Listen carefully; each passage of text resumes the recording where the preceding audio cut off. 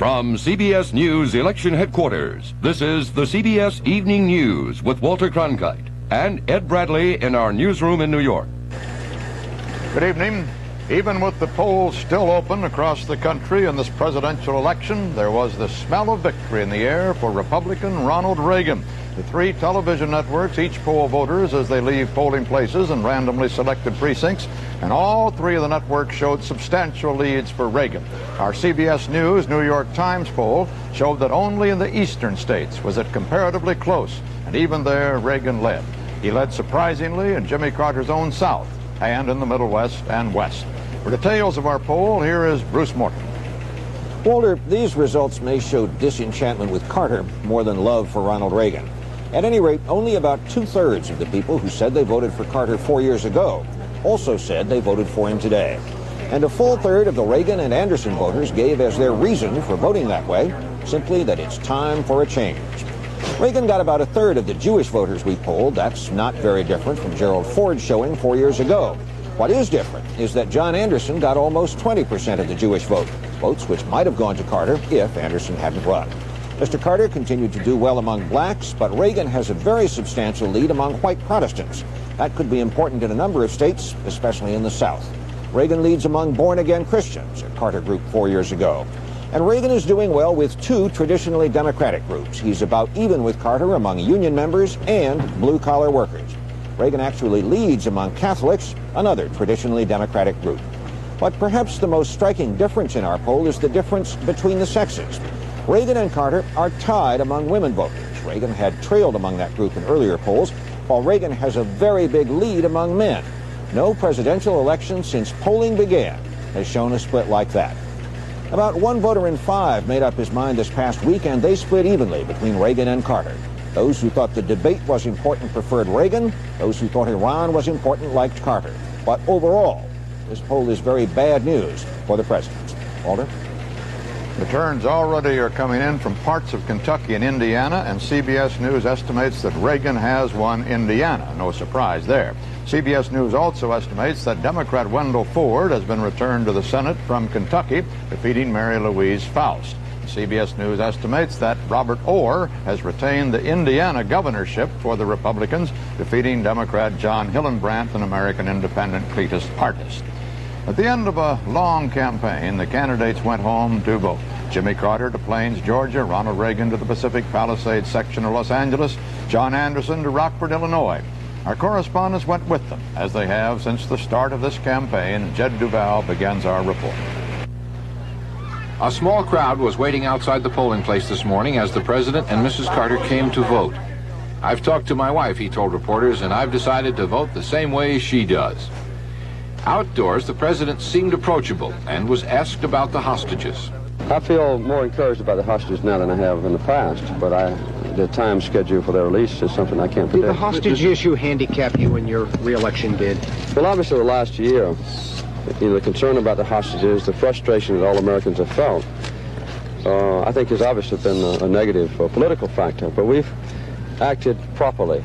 A few blocks away, more of the hometown folks heard a Carter stump speech. It seemed to be an impromptu review of his time in the White House, and it could serve, if he loses, as a farewell. We've made some very difficult decisions, and every time I've made a judgment, in a time of crisis or a time of solitude, about the future of our country or the future of your lives, I've done it with the memory of my upbringing here in Plains, the fact that I'm a Southerner, the fact that I'm an American. And at the very end of it, as the President was telling his neighbors he hoped he hadn't been a disappointment to them, he found it difficult to go on. In the process, I've tried to honor my commitment to you. God bless you. Hundreds of White House staffers awaited the President's return on the South Lawn. It may be a long night. We don't know yet what the returns will be, but I understand there's a heavy turnout so far in the areas that have been reported in. "I still feel very confident," he said, "and look forward to the next 4 years." Jed Duval, CBS News, the White House.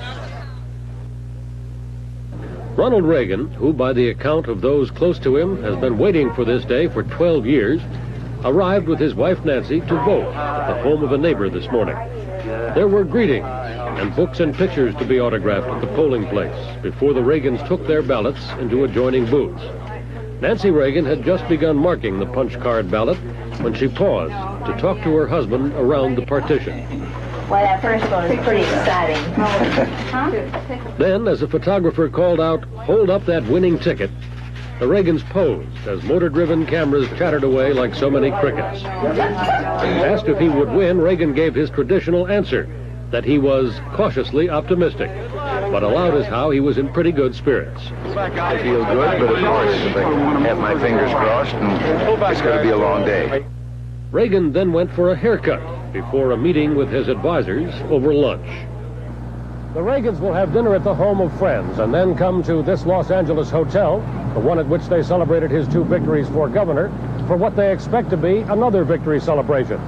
His advisors, who are virtually certain that he is going to win, have already begun meeting to begin planning for the transition to a new presidency. Bill Plant, CBS News, with the Reagan campaign in Los Angeles. John Anderson was in a bittersweet mood on this pristine morning in Rockford, Illinois, as he walked with his wife and children to his hometown polling place.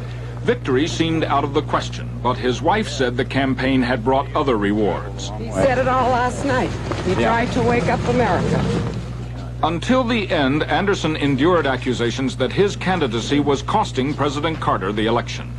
He has not communicated to the American people a vision of the country that they share with him for the next 4 years. So I think to try to assess blame against some other candidate in the race would not be correct. Anderson will watch the returns in Washington tonight. He's not expected to receive more than 8% of the vote. 12% would be counted as a moral victory, Anderson strategists say, a compelling reason to try again. Ed Rabel, CBS News, with the Anderson campaign in Rockford, Illinois. CBS News has learned that Senator Henry Jackson, a Washington Democrat, has agreed to serve on a transition team if Ronald Reagan is elected president. It's understood that other Democrats also have agreed to join that team. Senator Jackson has been mentioned as a possible Secretary of Defense in a Reagan administration. Election day is a great equalizer, and in the voting booth, the vice president speaks with the same authority as the president. Vice President Mondale cast his ballot this morning in the village of Afton, Minnesota, near St. Paul, where his wife's family lives. Mondale's name is expected to help Carter in Minnesota, but the vice president called the election as tight as any race could possibly be. And in Houston, Texas, George Bush, the Republican vice presidential candidate, arrived early at the voting booth with his wife, Barbara. Bush said, "If the rest of the country goes the way this district does, we're in like a burglar." Former Wisconsin Governor Patrick Lucey, John Anderson's running mate, voted in Madison.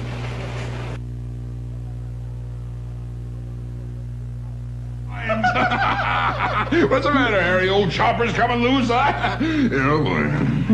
When you wear dentures, there's nothing funny about loose spots. The answer? Today's Fix-A-Dent. Fix-A-Dent helps fix loose spots, fills those tiny gaps between dentures and gums with ingredients that give added dimension to holding. Harry! Uh-oh, look who's coming. He's no big problem now. Neither are my loose spots. Hi! Today's Fix-A-Dent helps fix loose spots. A medical study reports occasional minor arthritis pain may sometimes cause muscle spasm, which then creates more pain, more spasm. Help break this vicious circle fast. Get arthritis strength heat. Heat's arthritis strength penetrates in seconds, increases the skin's flow of blood. Then Heat's arthritis strength relieves pain for hours, so muscle spasms relax. Help break the vicious circle of pain and spasm fast. Get arthritis strength Heat. Tonight at our CBS News election headquarters, Harry Reasoner is covering the election in the East, Dan Rather in the Midwest, Bob Schieffer in the South, and Leslie Stahl in the West. Let's hear from them now about what to expect or what we already know. Harry? Walter, just because the East is the part of the country that rolls by the sun first doesn't mean it will decide the election. But it's worth watching early because it's an area where change would be significant. If it stays in its traditional patterns, Jimmy Carter would be encouraged. If there are defections, he's in trouble. So he could lose states like Vermont and New Hampshire, and maybe even New Jersey's 17 electoral votes. But if he should happen to lose Massachusetts, a big one, or Connecticut, a small one but an indicator, then you really start to watch New York, New Jersey, and especially Pennsylvania. If you had to pick two states to watch, it would be Connecticut and Pennsylvania around 8:30 Eastern Time. Connecticut because it is not Reagan country, but if it goes for Reagan, that shows a strong pro-Anderson and anti-Carter feeling. And Pennsylvania because it is the first sign of how Mid-America feels this year, and Mid-America will decide this election. Of course, if New York should go for Reagan, that's not only an indicator, that's the ballgame. Dan? Indiana and Ohio. Whatever happens in the South and East, early returns from these two Midwestern states will tip you as to whether Carter has a chance or is finished. Here's why. Carter absolutely must have some of the big Midwestern industrial states where unemployment is the nation's highest. He cannot get them unless he does well, extremely well, among blacks, Catholics, and blue-collar voters. Northern Indiana, the area around Gary and Hammond, has a concentration of such votes. Now, Reagan, according to our CBS News estimate, as expected, is the winner in Indiana. However, you will know what is going to happen elsewhere if you watch what Jimmy Carter does or does not do in the black, Catholic, and Union-heavy northern sections of the Hoosier State. We hope to have those figures for you rather shortly. Then watch Ohio, Cleveland, Youngstown, Akron, Toledo. If Jimmy Carter isn't doing well in those black, Catholic, and Union strongholds, you will know that he is finished. As the evening progresses, you may need to know Michigan, Illinois, and Ohio. You may need to know what's happening in those states before you can know for certain how the election has been decided. Bob? Well, I suppose the main question to be resolved in the South tonight is this. When Jimmy Carter swept the region in 1976, was he just interrupting a trend? Until Mr. Carter came along, the region that had been so solidly Democratic during the days of Franklin Roosevelt had been giving more and more of its support to Republicans in modern times. Mr. Carter, as a son of the South, managed to change that. But this year, our polls are suggesting it's going to take much more than just being from the region to carry it. The key, I think, Walter, is going to be two things. Rural voters who bucked the Republican trend in the past, will they stay with Mr. Carter again this time? And the growing suburbs of the Sun Belt. Can Mr. Carter make at least a respectable showing in those areas? If not, Walter, I think we're going to be seeing a lot of for sale signs soon in some of the Washington suburbs. Leslie? Ronald Reagan is to the west, Walter, what Jimmy Carter was to the south 4 years ago. He has persuaded the entire region that he is their favorite son. So solid is Reagan's lead in the Rocky Mountain region that the Carter campaign simply conceded all of those states. Reagan also has a solid base of support in the Pacific Coast states, but there was also a potential anti-Reagan vote there, particularly in California, where people under 35 still remember Reagan's campaign against the youth culture when he was governor. But it appears that Jimmy Carter was unable to capitalize on that, and he therefore canceled a last-minute trip to California yesterday. He did fly out to Oregon and Washington, though, in a last-minute effort to break up John Anderson's support there. But the betting is, in the West, that the great majority of the region's 102 electoral votes will go to the candidate who looks more comfortable in a cowboy hat and more graceful on a horse. And that man is not Jimmy Carter. Walter? We'll have more on the election later in this broadcast.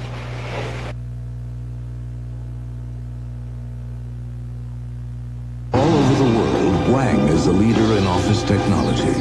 Word processing, data processing, and now with our new electronic mail system, you can send all kinds of information from one part of the world to another.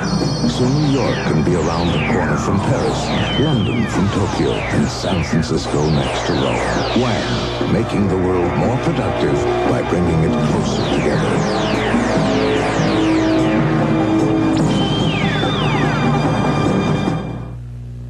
If you were rich enough to have an apartment in Beverly Hills, a second home in Sun Valley, and a condominium in Coronado, you'd want first-rate insurance at a competitive price to cover your possessions in case of fire or theft, or to cover you in case of accidents to your guests. So check into Safeco Condominium Owners Insurance, because even if your place is somewhat more modest, you're still ahead with Safeco. The American hostages in Iran today began their second year in captivity. The anniversary was marked in Tehran by a large Iranian government-sponsored celebration at the U.S. Embassy. We have a report from Tom Fenton at his monitoring post in London. For the first time since its seizure, demonstrators were allowed inside the embassy compound, but not inside the buildings, which were protected by armed guards. Prime Minister Rajaei told the crowd that the seizure of the embassy had been a victory for Iran and a humiliation for the United States. He announced that the Iranian government has assumed responsibility for the hostages, but has not yet taken custody of them. Many Iranians spent the anniversary chanting and demonstrating their disdain for the United States government and for President Carter. It was almost like a farewell party. These pictures, broadcast by Iranian television, are believed to be many months old. No outsider has seen the hostages for 6 months. No outsider knows their whereabouts or their state of health. No one knows how they spent the first anniversary of their captivity. Iran asked the United States today to reply to its conditions quickly and to announce its decision through the mass media. According to a source close to President Banisadr, the government had hoped to reach agreement with the United States before the election results are known. The government was so anxious, said one Iranian official, preparations were made to fly the hostages out of Iran on an hour's notice. At least 3 messages received by Iran in the past 2 days from President Carter have raised a number of problems and made it clear that the negotiations may last for some time. The Prime Minister sought advice from Ayatollah Khomeini today on how to resolve the problem. According to the Prime Minister, Khomeini told him to implement the decision of the Iranian Parliament in accordance with Islamic laws and the Islamic Revolution. It's not clear what that meant. Tom Fenton, CBS News, London. Iran's request that a response to its conditions be made by the Carter administration publicly through the American media was rejected today by the State Department. More on this story from Robert Pierpoint. As he returned to the White House this morning after casting his vote in planes, President Carter's first question to National Security Advisor Zbigniew Brzezinski was about the hostage situation. That brief exchange characterized the Carter administration's attitude toward today's demands from Iran for an immediate response to the parliament's conditions for releasing the hostages. But apparently Iran is not going to get a quick reply, as State Department spokesman John Tratner indicated this morning in discussing those conditions. They deserve careful analysis, careful study, and they will get it. Since we received the proposals yesterday afternoon, we've been doing precisely that. Translating the document, reading it, studying it. We are going to be continuing to do that for a while longer. It is now estimated that it will take the United States several days of analysis before a formal response to Iran is ready. Financial experts at the Treasury Department, lawyers at Justice, and political analysts here and at the White House are consulting on the demands. This is a time-consuming process. Ironically, the two nations now seem to be reversing roles on the hostage situation, with Iran apparently anxious to work out a fast deal for their release, while the U.S., burned badly before, is moving more cautiously to make sure nothing goes wrong. Robert Pierpoint, CBS News at the State Department. The unfreezing of Iranian assets in this country, one of Iran's conditions for the release of the hostages, is complicated by claims American companies have against those assets. As we reported yesterday, the biggest claim is by the Setco Corporation, $175 million for seized oil equipment. Today, as Steve Young reports, the governor of Iran's central bank tried to reassure American creditors that Iran intends to pay its legitimate debts. In a telephone interview with CBS News, Central Bank Governor Ali Reza Nobari had special words of assurance today for Setco Corporation of Dallas, perhaps the largest American claimant. And he attacked former Secretary of State Henry Kissinger for suggesting that Iran may be trying to force the American public to pay for the release of the hostages. This explanation is utterly false, and I deny it categorically. To my best knowledge, I was in the commission, special commission of the parliament. What they had in their mind was not that Iran would deny its obligations and would let the U.S. government pay for it. What was in the mind of the Iranians is that in the future, for taking the hostages, there should not be any kind of sue from their families or the hostages themselves. But in case like Setco or any other corporation that has right claims, then that claims could be settled, and if Iran really owes it, then Iran will pay for it. Nobari insisted Iran is not trying to get maximum concessions from President Carter by announcing its demands so close to the American election. Things have come naturally to this point, he said, adding, "I'm sure nobody would dare to gamble on such an important human issue." Steve Young, CBS News, New York. Iraqi President Saddam Hussein offered today to withdraw his troops from Iran, providing the Tehran government, quote, recognizes the rights of Iraq. Presumably, that means Iran must turn over to Iraq full control of the Shatt al-Arab estuary and possibly other territorial claims, all of which Iran has rejected. South Korea's leading dissident, Kim Dae-jung, is another step closer to execution today. The martial law commander upheld yesterday's verdict against Kim by a military appeals court. He'll have a final appeal before the Supreme Court.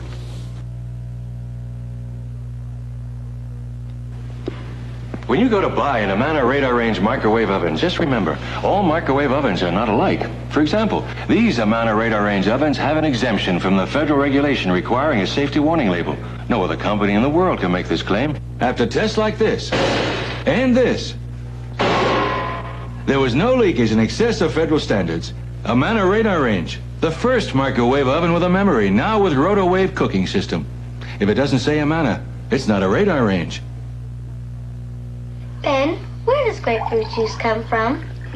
Well, it starts with Florida grapefruit trees. Trees? Sure. The sun ripens the grapefruit till they're just ready to be picked and squeezed fast. So the juice always tastes fresh. Right. And then it's poured into bottles and cartons. Fresh from the sun to your store. That's right. Look for Florida or the Sunshine Tree on bottles and cartons of 100% pure grapefruit juice.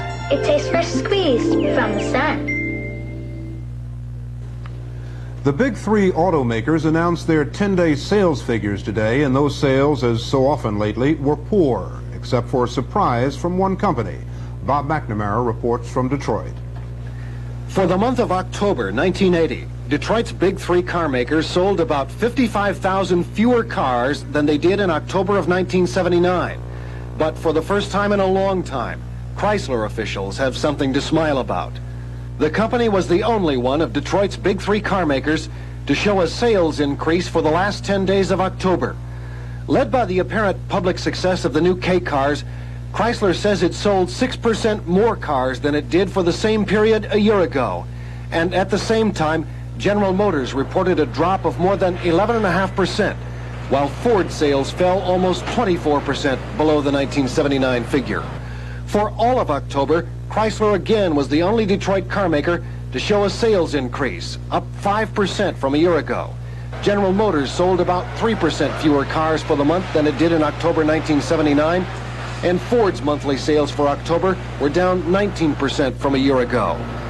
1980 has taught Detroit a bitter and expensive lesson, and industry analysts say unless sales figures improve dramatically over the remaining 2 months of the year, the big three could end 1980 with combined losses approaching $4 billion. Bob McNamara, CBS News, Detroit. The stock market was closed today because of the election.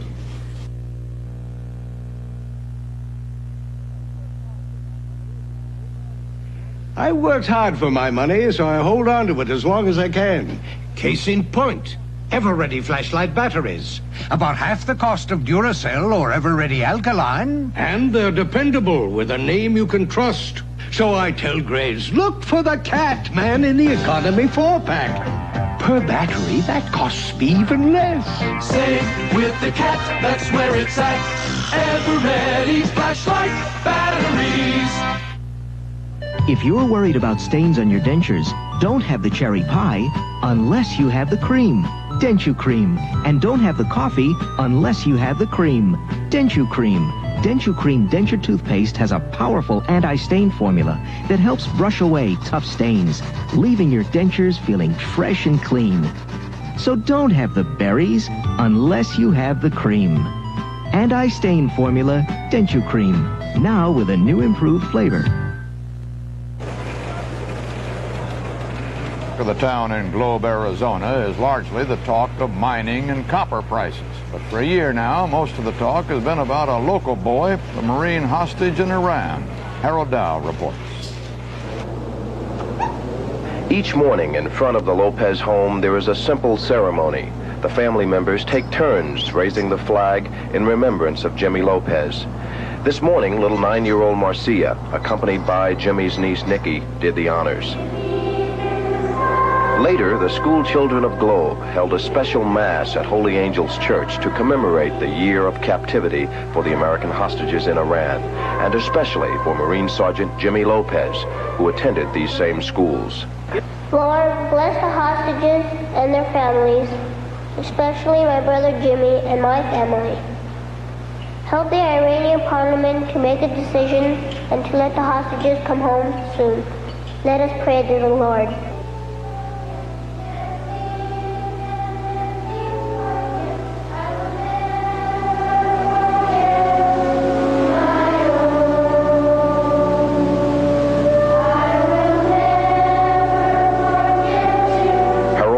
CBS News, Globe, Arizona. Returns from Indiana and Kentucky already are rushing into our CBS News election headquarters here in New York, and polls in 7 other states are closing right now. CBS News estimates that Reagan has won Indiana.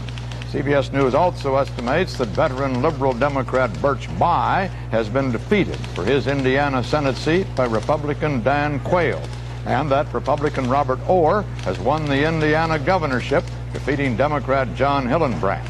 And in Kentucky, CBS News estimates that incumbent Democrat Wendell Ford has been returned to the Senate, defeating Mary Louise Faust.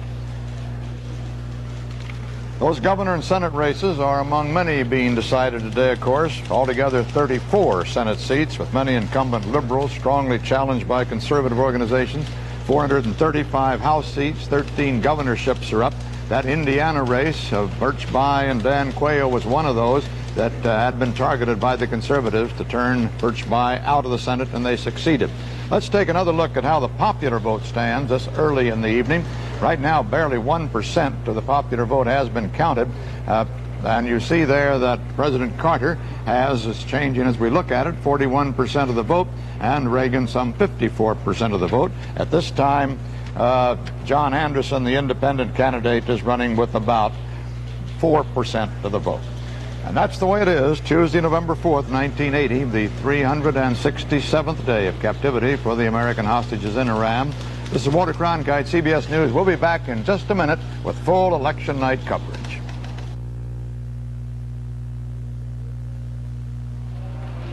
These days, it's not easy to save money. That's why we at Savings and Loans felt it was time you, the saver, got a tax break. Well, Congress agreed and passed legislation that says your first $200 of interest on savings is tax-free. $400 on a joint return effective for the 1981 tax year. That should help. And we're proud to have played a part. At Savings and Loans, we're working hard to make saving easier. Outside, the Canon NP200 may look like any small copier, but inside there's a world of difference, a world of micronics, where 20 copies a minute are not only possible, but made reliable with a microcomputer. Fiber optics precisely defines your image, and a toner projection system gives you clear copies on virtually any paper. Up to 11 by 17, compact in size and price, the Canon NP200 is definitely worth looking into. From CBS News Election Headquarters, this has been the CBS Evening News with Walter Cronkite and Ed Bradley in our newsroom in New York. This is CBS.